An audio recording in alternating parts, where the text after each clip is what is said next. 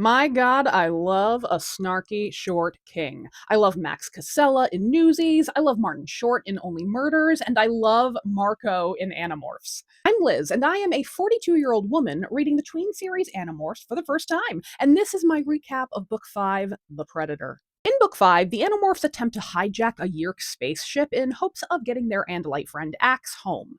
This is a hugely dangerous mission. Axe needs to craft an intergalactic beacon to lure a Yeerk ship to their location, and then the kids need to commandeer that ship.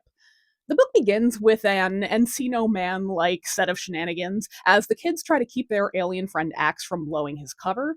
See, Andalites don't have mouths like we do, so when Axe is in his human morph, he keeps elongating words as he talks like he's Dory the fish. But those shenanigans lead to an exciting showdown on the Yeerk ship with a big, bad twist.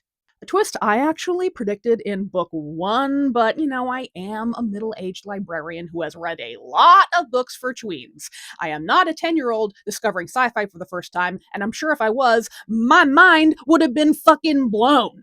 The twist is that Marco's dead mom is not dead, but is being controlled by a Yeerk, and not just any Yeerk, but the supreme leader of the Yeerks, Visser 1.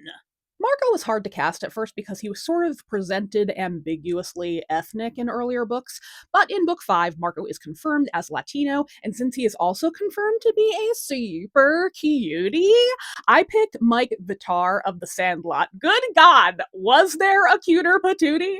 I mean, a cuter patooter? Uh, Cuter cutie patootier? Oh, great. Now I sound like Axe the Andalite. Now, this series is set in the 90s. And in case you forget that, the kids go shopping at Radio Shack. RIP to a real one. They even name drop Circuit City. Shout out to the electronics stores of my youth. Marco also references a lot of superheroes in this book: Captain America, Spider Man, Batman, which means that Marco is taking in a lot of terrible 90s comic book art. And if you're wondering what was the most horrifying morph of this book, based on your comments, I thought it would be when they morphed into ants, and that was a very well written psychological horror sequence as the kids get caught in like an ant hive mind and they have no control over what they're doing, and it's really scary. But no.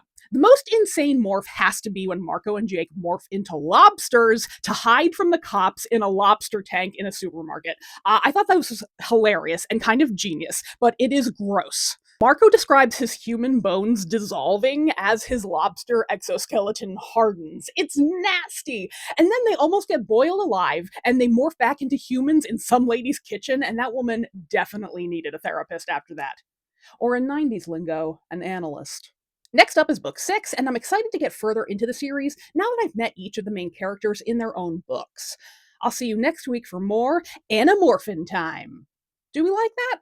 Is that a good series title? No? I don't know.